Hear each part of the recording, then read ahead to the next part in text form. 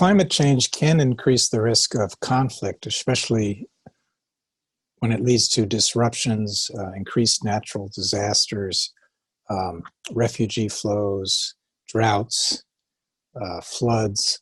The sorts of things that lead generally to instability can be accelerated by climate change. We've heard climate change referred to as a threat multiplier, and what this means is that it can make existing conflicts worse, and it could possibly generate new conflicts.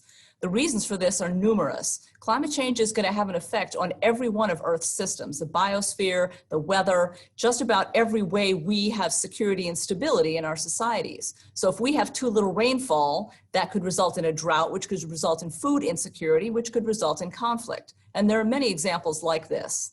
As glaciers melt, countries that rely on glaciers for the supply of water will face water shortage problems. With that, a food shortage problem also. When there are shortages of essential resources, conflicts are highly likely to happen. A country that fails to meet its citizens' demands for basic resources will become a failed state.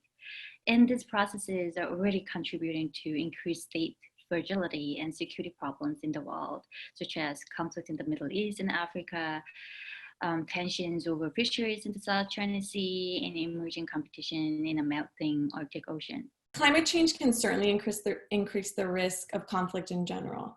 It's a threat multiplier, meaning it can compound or exacerbate pre-existing vulnerabilities or tensions, either on a domestic, regional, or global scale.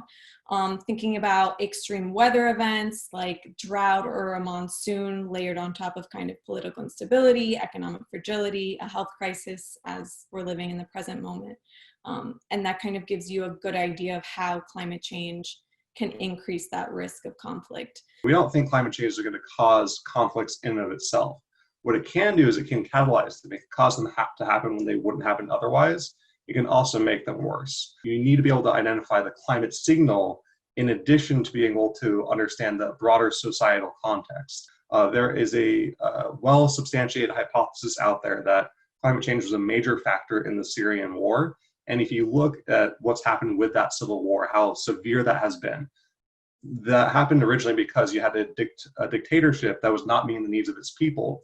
But there were several droughts that led to increased migration within the country before the war, and it also impacted the population economically.